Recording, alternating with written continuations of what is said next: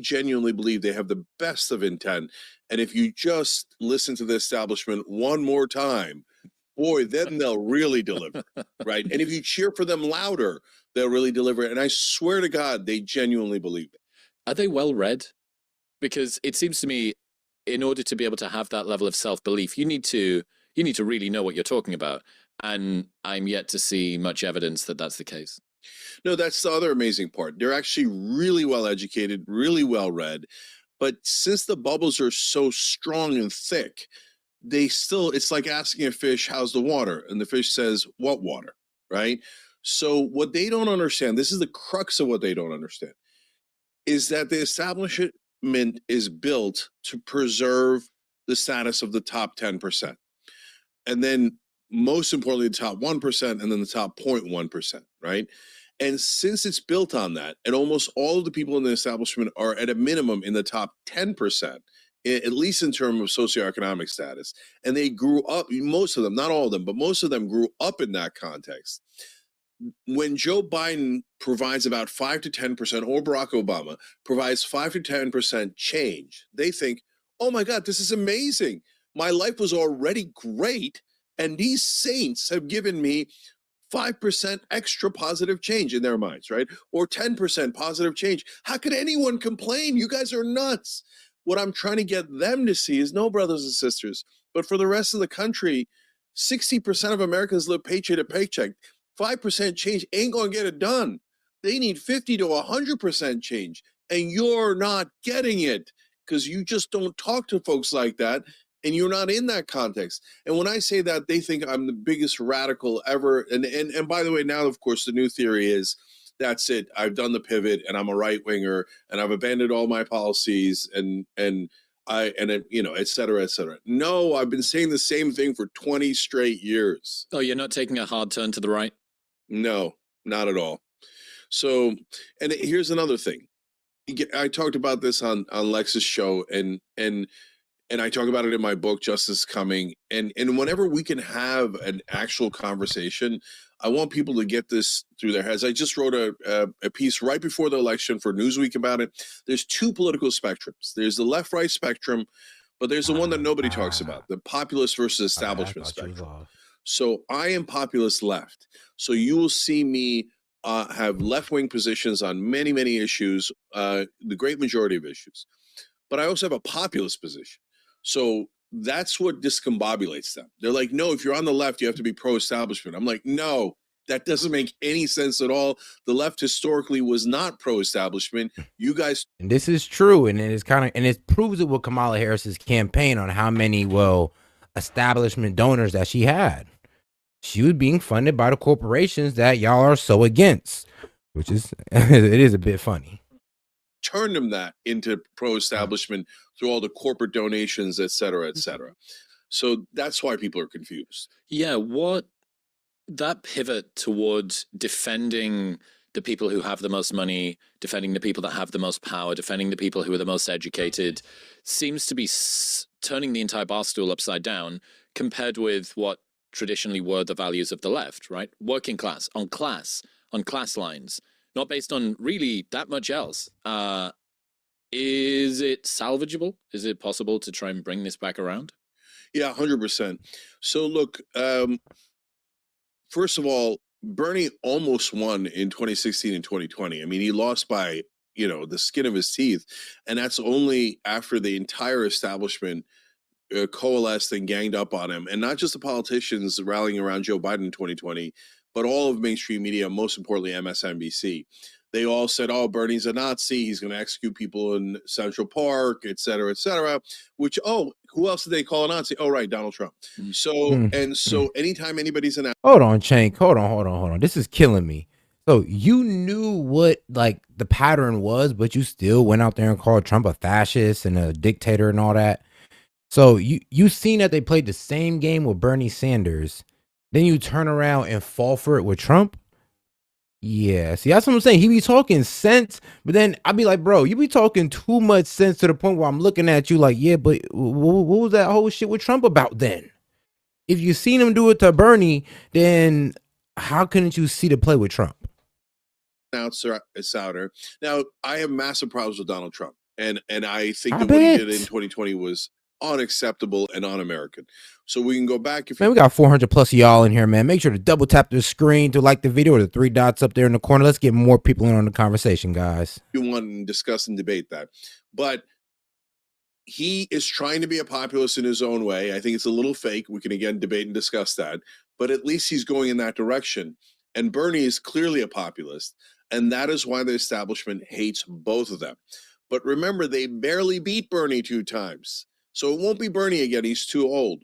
But next time around, if we have an actual populist in the Democratic primary, we can recapture the party in the way that Trump has captured the Republican Party. And if we don't, we're doomed. That establishment can't win elections. They're too fake. They're too phony. They serve the donor class too much. They're too elite. And nobody's interested in that bullshit. You asked Elon Musk to put you in charge of cutting the Pentagon. How'd that go?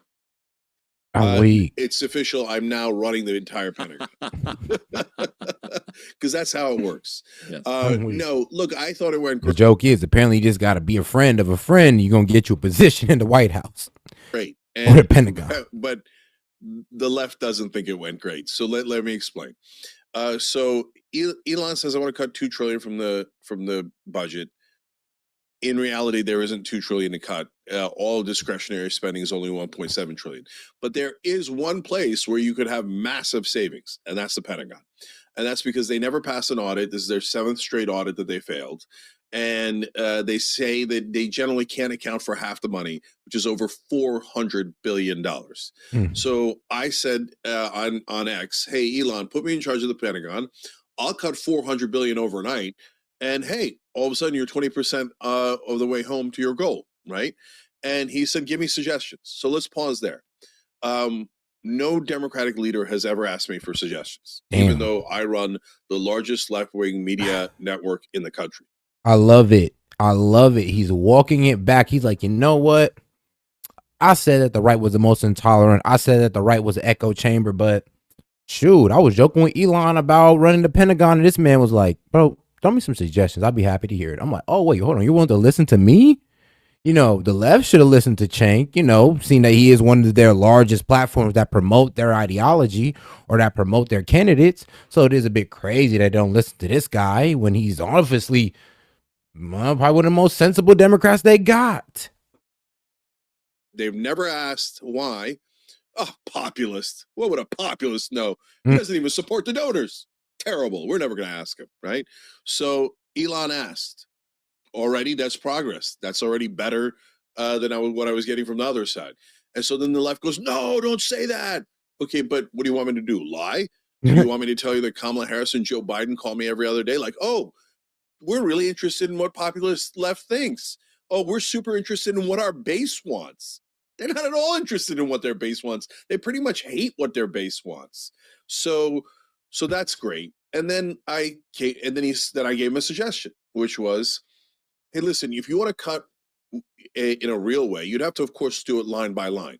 So if you bring me in, and we both went to Wharton, we both run businesses. His are, of course, much larger. But hey, I run a top 10 media network in the country. So both of us know how we can go line by line. With respect, yes, with respect. With 6 million subscribers, yeah, a lot of people watch my man. And shout out Cenk. You gotta respect it. And like I said, I don't like his opinions on Donald Trump because I think he's a bit too much. He goes a bit too far with the Trump derangement. As you've seen, he already admitted to, they tried the same thing with Bernie and they called him a Nazi, and he's seen through that.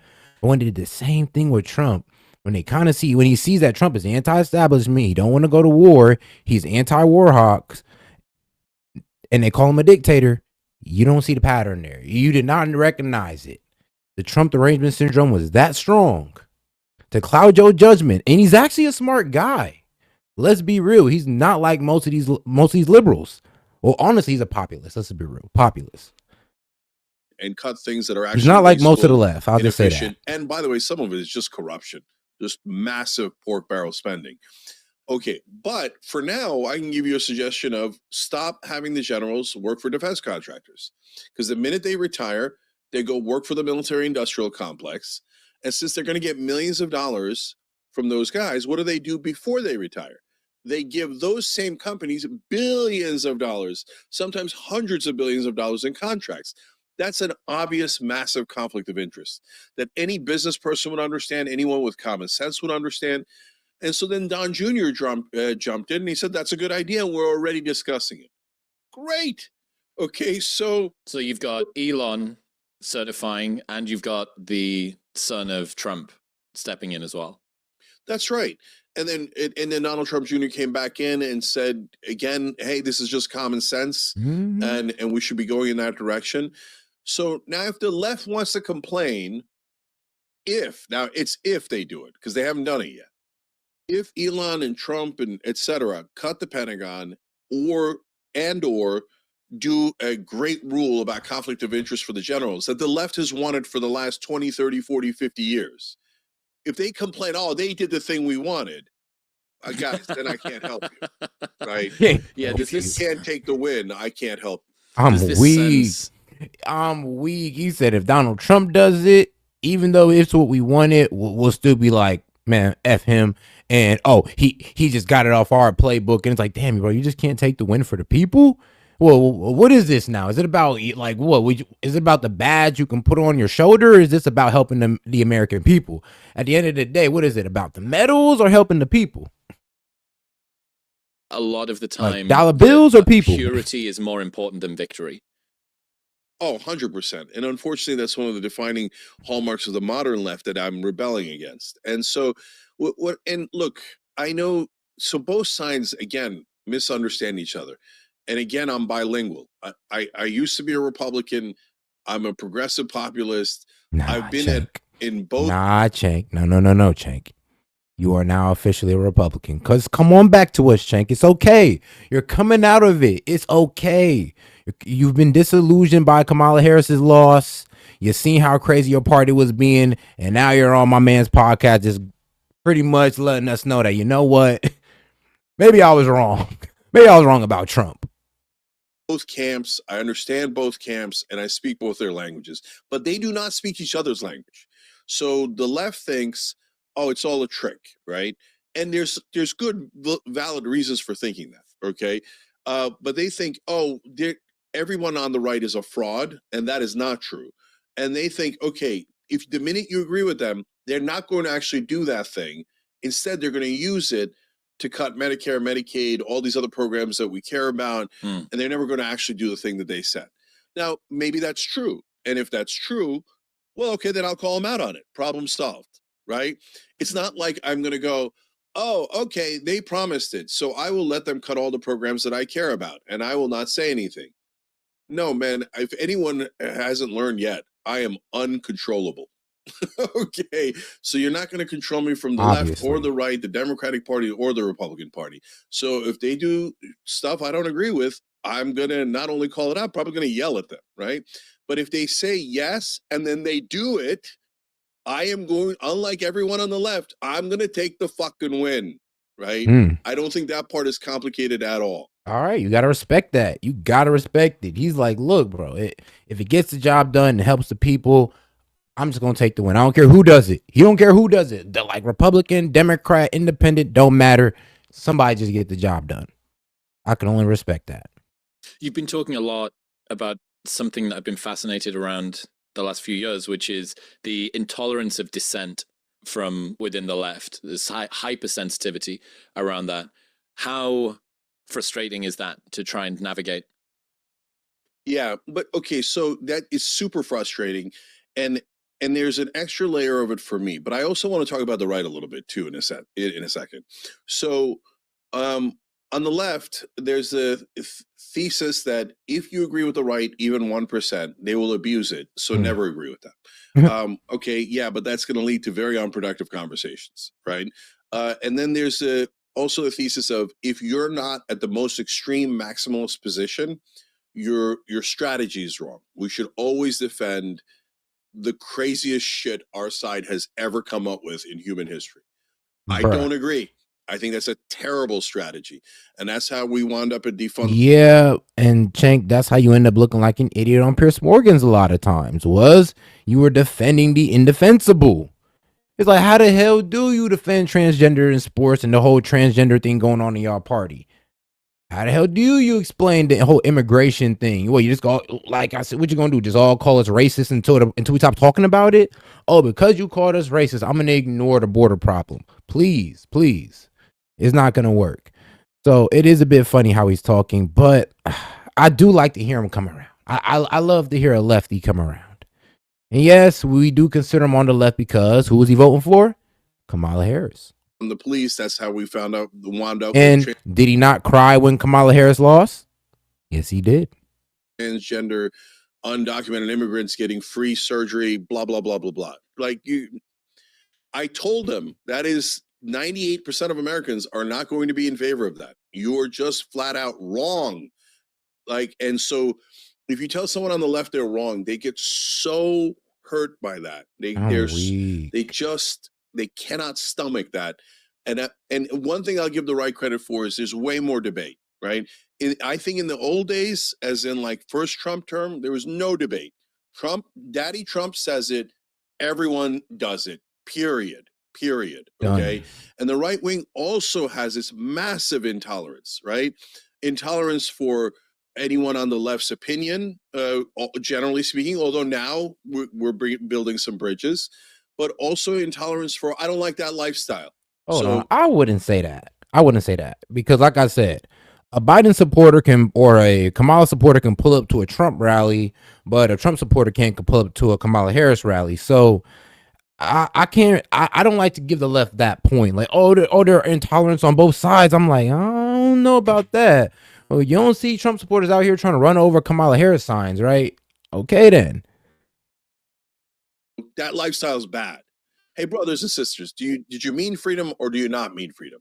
If you mean freedom, let anybody do any fucking lifestyle they like. What is it of your business? Right.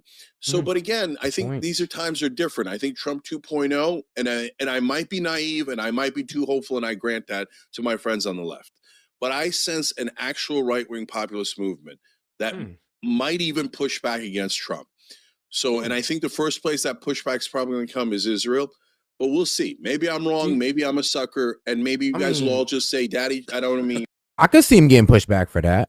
I'll be real with you. Like I said, those are one of the things I don't agree with him on. So I can definitely see the United States low-key having an issue with it. Like everybody developing that Thomas Massey mindset of, oh, well, why Israel? Chris, I mean, right-wing populists will just go, no, Daddy Trump, whatever Daddy Trump says we want, right? We'll see. We'll find out. Do you think that you're closer to right-wing populists or left-wing establishment people? It depends on how you would define it, right? Because if I say right-wing populist, people will then say, well, right-wing populist, some right-wing populists believe X, Y, and Z, and those X, Y, and Z positions are awful, and I would never agree to them, right? But if I say left-wing establishment, they believe a whole bunch of positions that I don't agree with, right? Yeah. So, and what I want everybody to understand, both on the left and the right, is maybe we are individual human beings and we are not born with an ideology that fits pre-existing buckets. So there's this bucket of left-wing ideology and a bucket of right-wing ideology. And those are all on different issues: foreign policy, domestic policy, spending, social issues, etc. And they say, no, this was said 100 years ago, 200 years ago, 20 years ago. You have to agree with every position on the left or every position on the right. And you know, it's crazy. I swear, back in the day, it was a little more harder to choose. In my opinion, it was way harder to choose. Like back in the day, like the right wasn't, well, it's crazy. It was Bush. It was warmongering Bush. So it didn't sound as bad. All we just had to worry about was wars, which he started. But other than that, yeah. And on the left, well, let's be real. Everybody agreed with what they wanted economically on Bush's side. I'm gonna be real with you. I really don't know how Bush won. I'll be honest with you. Y'all think I'm all conservative, but I'm not. Because there's a lot of things that Bush did that was questionable. He oversold out to corporations. He oversold out to the bank. He approved that big bank bailout, and that didn't help nobody. So there's my judgment of the right. Now, concerning to the at the left at that time, hey, they was speaking proper spending, anti-war, and all this great stuff. Now, as we got on to the Obama administration, it is funny how things kind of switched up on us. Why? My number one question to Americans is why? Why do I have to agree to a preset ideology? Why don't I say, hey, you know what? I like that on the left. I like that on the right. I like that in the middle. And that's because I'm a human being. I'm an individual. I'm an American. Mhm. And so stop listening to your leaders telling you what you have to believe. And especially for right-wing populists that think and often do, but think that they cherish freedom. If you do, brothers and sisters, you have to prove it, not just by cherishing your own freedom, but by cherishing other people's freedoms too.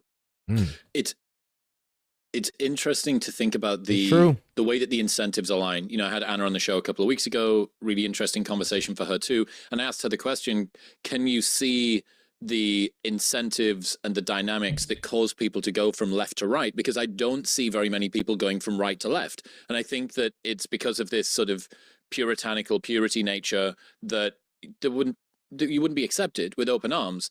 And it does seem like until the left is prepared to let go of this incredibly high bar, the maximizing number that you said, it can't be 98%, can't be 99%, must be 100% agreement with absolutely everything that the party line is saying that you have to agree with. Whereas the right's like, nah, you're most of the way there, come on over. So yeah, I mean, it just seems so obvious to me about why you get this slide to the right. I mean, even you talking to Donald Trump Jr., talking to Elon Musk, like that doesn't happen in reverse. It doesn't happen the other way around. Oh, well, that's definitely true. I mean, I because as you were saying, I was laughing inside at the idea of Kamala Harris saying to Charlie Kirk, "Oh, that's an interesting idea. What other suggestions do you have, Charlie?" I mean, come on. Yeah. That's never, ever going to happen. I mean, she's never going to say that to me, let alone Charlie Kirk, right? Let alone to anyone on the right. And that's because, again, that's not the left right thing. That's the populist establishment thing. Because the people in the establishment think that the people that are populist are dirt. And they think that they're not in the elites. Why would I listen to them? Right. So like they find the idea, uneducated masses. Yeah. And they find the idea of taking advice from us just laughable. You know, you just laughed out loud at their intransigence, and they would laugh at the idea. What would we learn from Charlie Kirk or Cenk Uygur? And they laugh and laugh and laugh. And that's why sometimes I'll get into a conversation with somebody who's an establishment Democrat, and they're talking down at me like almost every time. I've barely ever had a conversation with anyone who's an establishment Democrat where they weren't doing this, looking down their nose at me the entire time, right? Like, who the fuck do you think you are? It's a highly unlikable party. It's a highly unlikable group to be around.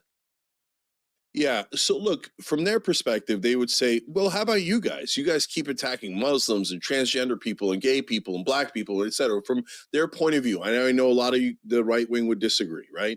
But as someone who is as close to neutral as it gets in terms of at least the populist end, no, the right wing does attack those people.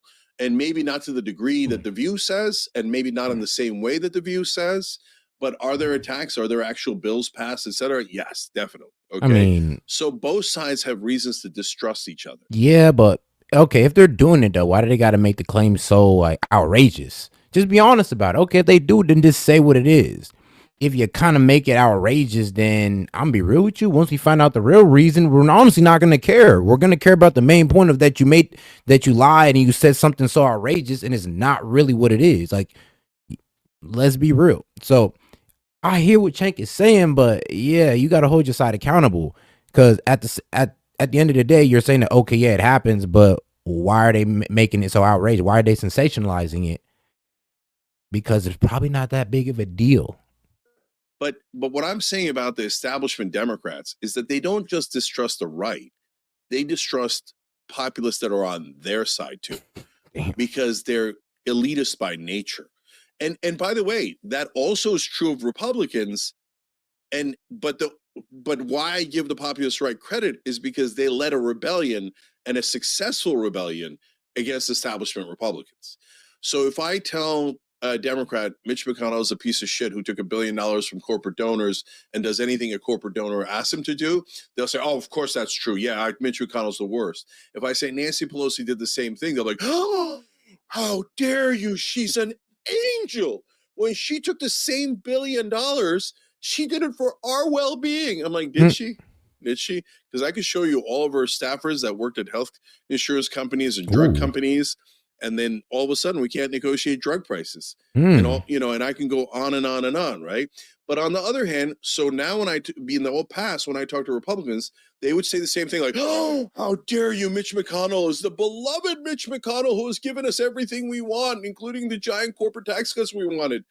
Well, now when I talk to right-wing populists, they're like, yeah, fuck Mitch McConnell. I'm like, all right, there you go. We're making ground. Yeah, that's right. All right, so yeah, with the whole populist ideal, he's like, well, if you're a true populist, you don't like Mitch McConnell. That's like, okay, I can agree to that. You don't have to agree with me on the policy, but the bare minimum that we all have to. He said, hey, S.E.T, please, Metallica, Harvest of Sorrow. I got you, Big Way Dave. I'm gonna let my man finish this point, and then I got you. Well, then I gotta look it up. Get on the same team on is. Appreciate you, Big Way Dave. Not completely on this team yet, okay? Which is that the donors control everything. The politicians serve their donors. That's why they do talking points. They're empty shells. They're almost all crooks.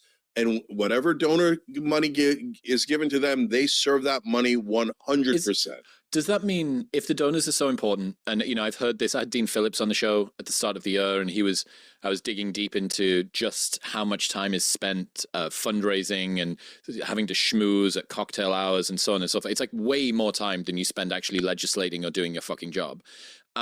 Is there something different now about Elon being a large contributor financially, strategically, etc., operationally, but being out front, being owning it, being like, hey, I'm here, I'm on stage? Does that add an amount of transparency, legitimacy, scrutiny to him that gives you a sense of confidence?